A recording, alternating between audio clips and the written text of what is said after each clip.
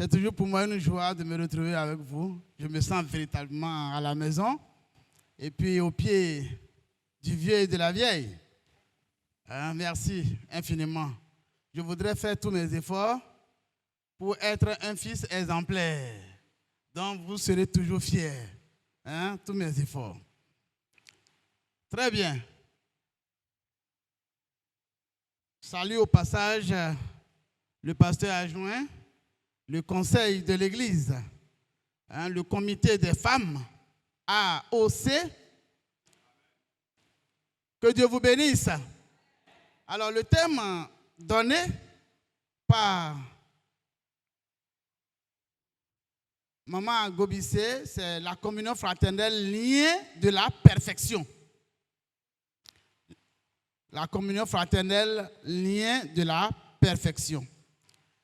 Et c'est tiré de Acte 2, du verset 42 au verset 47. Il convient de lire ce texte. Il persévérait dans l'enseignement des apôtres, dans la communion fraternelle, dans la fraction du pain et dans les prières. La crainte s'emparait de chacun et il se faisait beaucoup de prodiges et de miracles par les apôtres. Tous ceux qui croyaient étaient dans le même lieu et ils avaient tout en commun. Ils vendaient leurs propriétés et leurs biens et ils en partageaient le produit entre tous selon les besoins de chacun. Ils étaient chaque jour tous ensemble assidus au temple. Ils rompaient le pain dans les maisons et prenaient leur nourriture avec joie et simplicité de cœur, louant Dieu et trouvant grâce auprès de tout le peuple.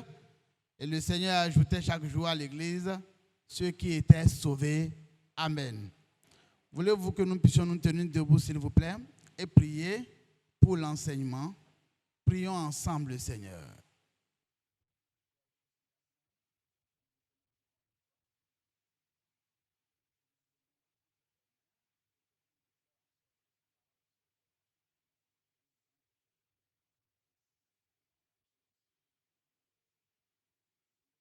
Créateur, tu es Dieu, tu es maître suprême de l'univers. Tu es le bon berger. C'est toi qui nous as réunis, qui nous as sauvés, qui a constitué un corps à part. Tu nous as séparés du monde afin que nous puissions former ton peuple. Père juste, Père Saint, nous sommes là pour en apprendre davantage de toi. Fais-nous du bien, s'il te plaît. Donne-nous de comprendre la profondeur de ta volonté sur la communion fraternelle. Au nom de Jésus-Christ de Nazareth.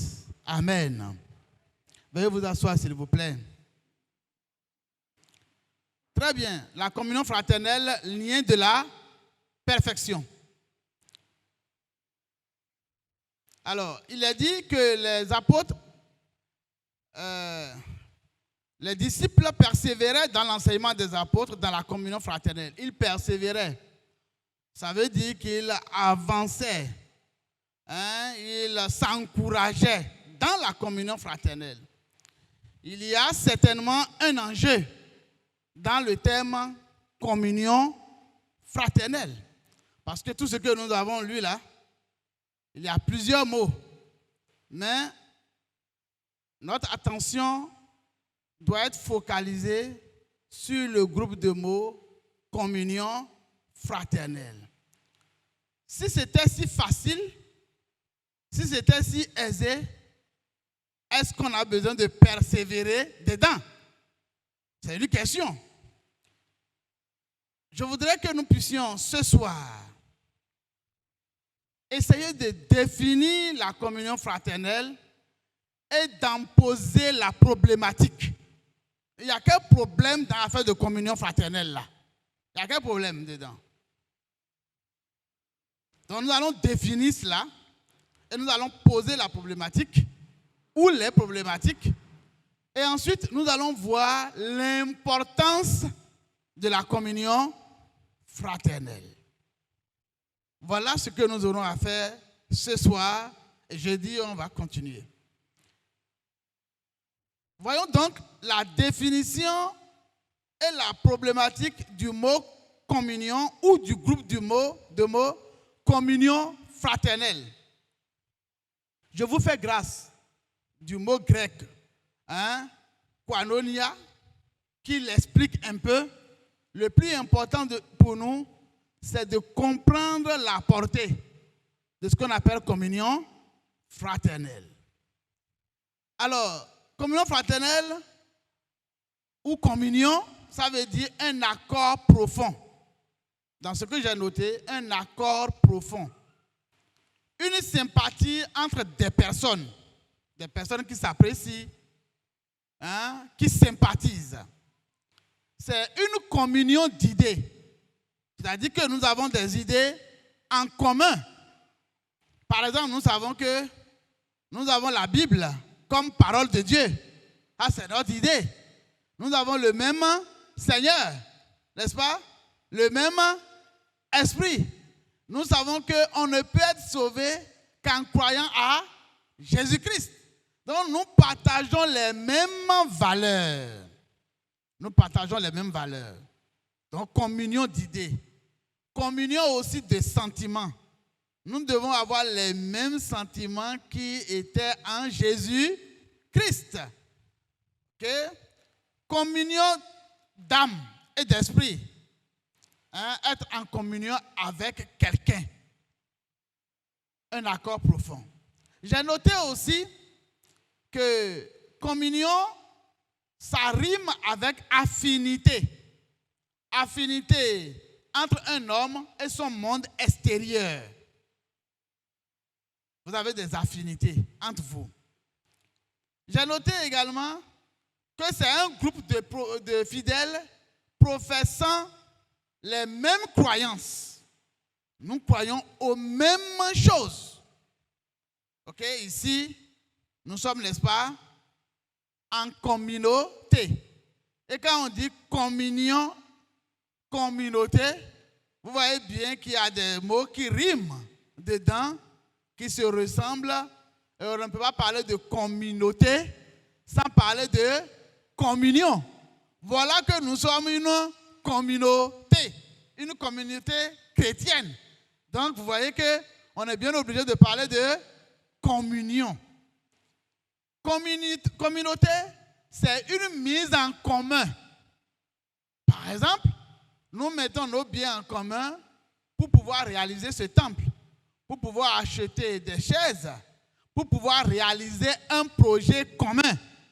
Et le projet que le Seigneur nous a confié, qui est la grande commission, c'est évangéliser le monde. Comment on réussit si on ne met pas quelque chose en commun? L'union faisant la force, il conviendrait pour nous de vraiment avoir un esprit communautaire. Un esprit communautaire. Communion, c'est union des personnes de la Sainte Trinité aussi. Nous avons un modèle parfait dans le Dieu trinitaire que nous servons. Dieu le Père, Dieu le Fils et Dieu le Saint-Esprit. Ils sont un. Ils agissent ensemble. Ils sont d'un même accord. Nous avons cet exemple-là. Communion, communauté, c'est union des membres de l'Église. C'est aussi le fait de partager la même foi. La même foi. Alors, quand on dit communion fraternelle dans la Bible, il n'y a pas que le mot communion fraternelle que vous allez voir qui le dit. Vous allez voir, par exemple, le Seigneur parler de demeurer dans son amour. Quand vous entendez demeurer dans mon amour, de demeurer dans l'amour du Père, c'est aussi la communion. La communion avec le Père, la communion avec Jésus-Christ. Vous voyez? Par exemple, dans Jean 15, verset 10, il a écrit: si vous gardez mes commandements, vous demeurerez dans mon amour. Vous allez rester en communion avec moi. de même que j'ai gardé les commandements de mon Père et que je demeure dans son amour. Donc on ne peut pas parler aussi de communion sans parler d'amour, sans parler de demeurer dans l'amour. Et on ne peut pas demeurer dans l'amour sans garder les commandements de Dieu. Vous voyez, ça commence par s'élargir en ce qui nous concerne. Et le Seigneur continue dans ce passage-là pour dire, je vous ai dit ces choses afin que ma joie soit en vous et que votre joie soit parfaite. Donc, son objectif, si nous demeurons dans son amour, si nous demeurons en communion avec lui, c'est pour que nous puissions avoir sa joie et que notre joie soit parfaite. Mais qui n'aime pas être en joie? Il n'y en a pas. Qui aime être triste? Il n'y en a pas. On aime être en joie et donc nous avons besoin de rester en communion avec notre Seigneur pour que notre joie soit aussi parfaite.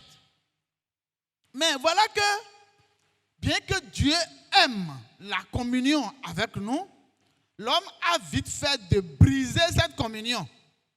Déjà une problématique, déjà un problème. Très tôt dans le jardin d'Éden, cela nous colle à la peau parce que nous sommes de la race d'Adam. L'homme a brisé la communion. Quand on lit Genèse 3, du verset 6 au verset 9, lorsque notre arrière-grand-mère, Ève, est restée au pied de ce fameux arbre, a contemplé le fruit, en a mangé, et puis son mari aussi est venu, et puis il a mangé. Ils ont brisé la communion avec Dieu. L'homme qui a brisé la communion avec son Créateur, comment fait-il pour maintenir une bonne communion avec son semblable? Est-ce qu'il n'y a pas à attendre des problèmes? Est-ce qu'il n'y a pas à attendre de la problématique? Celui qui n'a pas réussi sa communion avec son Créateur, peut-il s'étonner de certains couacs avec ses semblables? Vous voyez que ça devient un enjeu. Afin de communion là, ce n'est pas si facile que ça. Parce qu'avec Dieu même là, on n'a pas réussi. On a brisé. Et sa solution là, c'est lui qui a trouvé. Et on a été obligé de passer par un chemin qu'on appelle le pardon. Voyez-vous? Communion, j'ai noté, marcher dans la lumière. Parce que dans 1 Jean 1, verset 7, il est écrit, si nous marchons dans la lumière, comme il est lui-même dans la lumière, nous sommes mutuellement en communion. Et le sang de Jésus-Christ, son Fils, nous purifie de tout péché. Voilà qui est posé. Ça veut dire que ce qui brise la communion, c'est quoi? C'est le péché. Et ce qui rétablit la communion, c'est quoi? C'est le sang de Jésus-Christ. Vous voyez, nous sommes en train d'avancer progressivement. Donc, il est possible que nous puissions avoir des problèmes au niveau de la communion fraternelle. Voyez-vous, c'est vrai que le psalmiste a écrit le psaume 133, Cantique des degrés de David. Voici, oh, qu'il est doux, qu'il est agréable pour des frères de demeurer ensemble. Nous connaissons bien ce passage-là, non? Et on le dit parce que c'est un bon psaume, n'est-ce pas? Et il continue en disant, c'est comme l'huile précieuse qui est répandue sur la tête, descend sur la barbe d'Aaron, qui descend sur le bord de ses vêtements. C'est comme la rosée de l'Hermon qui descend sur les montagnes de Sion, car c'est là que l'Éternel envoie la bénédiction, la vie pour l'éternité. Alors là, voilà que la communion est chantée, est célébrée, est mise en beauté. Cette mise qu'on appelle la communion fraternelle, qu'est-ce qui fait qu'elle souffre par moments? Si la communion fraternelle est si douce, si elle est si agréable pour les frères, hein, au point où on s'exclame que c'est doux et agréable pour des frères de demeurer ensemble, pourquoi alors, à l'aube de l'humanité, Caïn a tué son frère Abel? Pourquoi? Pourquoi les guerres fratricides, les guerres entre frères? Pourquoi? Pourquoi l'exclamation du psalmiste n'est pas toujours une réalité? Pourquoi? C'est que à l'extérieur, nous paraissons être des frères et sœurs. Nous paraissons être des frères et sœurs.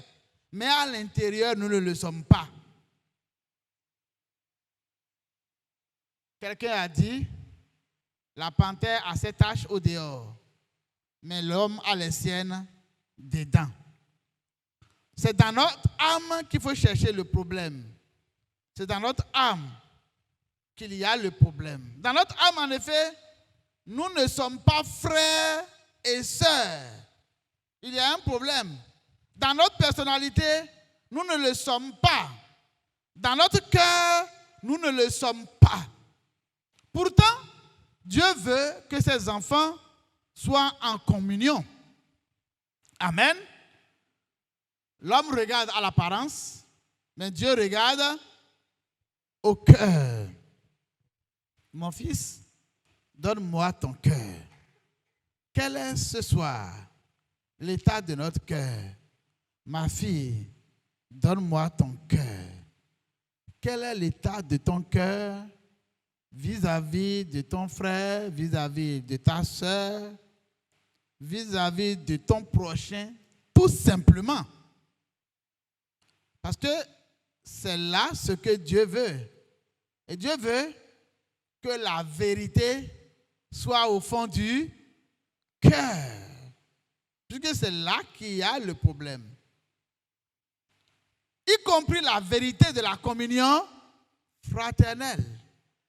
Si nous nous appelons frères et sœurs, que cela ne soit pas seulement du bout des lèvres, mais que cela descende au fond du cœur. Que le Seigneur nous rende semblables à lui et qu'il mette dans notre cœur son véritable amour. Amen. Qu'est-ce qui vient gâcher la communion fraternelle? À quoi s'attendre et comment s'y prendre? En quoi la communion fraternelle est si importante? Est-ce que c'est forcé de vivre la communion fraternelle? C'est forcé? Quelles sont les implications de la communion fraternelle? Il y a quelles implications? Si jamais on parvenait à la conclusion que la communion fraternelle est forcée, mais quelles sont les implications pour nous? Quels sont les résultats de la communion fraternelle? Pendant les quelques jours que nous aurons à passer ensemble, voilà les sujets autour desquels nous aurons à réfléchir. Ce que nous allons essayer d'égrener. Bien évidemment, je puise dans mon expérience avec cette communauté, avec le révérend Ake, dans l'église des frères et sœurs. Je puise l'expérience dedans, je puise des questions dans la Bible et pour pouvoir partager avec vous ce que j'ai noté parce qu'on peut en parler toute une vie durant la communion fraternelle. Si vous m'avez suivi jusque-là, j'ai dit que la communion fraternelle ou la communion, c'est un accord profond. C'est le partage de certaines valeurs. J'ai également dit que c'est un enjeu, mais cet enjeu-là a été blessé par l'homme qui a blessé ses relations avec le Créateur lui-même. Donc ce n'est pas si facile que cela. Il y a un effort à faire. C'est pourquoi les premiers disciples persévéraient dans la communion fraternelle. Il persévère, ce n'est pas facile. Il y a des difficultés qui vont se présenter à nous. Ça ne veut pas dire qu'on n'est pas converti. D'accord? Les difficultés vont se présenter, mais si ces difficultés se présentaient, il faudrait que nous puissions utiliser les moyens bibliques, les moyens que le Seigneur nous a donnés pour pouvoir nous en sortir. Amen? Amen. Très bien. Donc, si nous avons pu définir la communion fraternelle et que nous avons vu un peu la portée, les enjeux, la problématique, voyons maintenant en quoi c'est important. Est-ce que la communion fraternelle, elle est importante? Est-ce que c'est forcé? Je prends pour hypothèse que la communion fraternelle est importante. Et nous allons essayer de démontrer cette assertion avec notre Bible. Est-ce que la communion fraternelle est forcée? Je prends pour hypothèse que oui, elle est forcée. Ben ensemble, nous allons voir en quoi est-ce qu'elle est. C'est forcé. Alors, comme je le disais tantôt, j'ai pris ma Bible et puis je me suis dit que je dois chercher des données quantitatives dedans. C'est-à-dire, il y a combien de passages dans la Bible qui parlent de la communion fraternelle? Les données quantitatives. OK? Et combien de passages n'en parlent pas? Je me suis livré à un tel exercice. L'exercice que maman Ake m'a donné. J'ai reculé et puis j'ai pris un moment avec le Seigneur et ce qui m'est arrivé, c'est de me livrer à un tel exercice. Dans l'Ancien Testament, il y a combien de passages? Et puis, dans le Nouveau Testament, il y a combien de passages qui traitent de la communion fraternelle avec tous les mots ou groupes de mots qui lui ressemblent.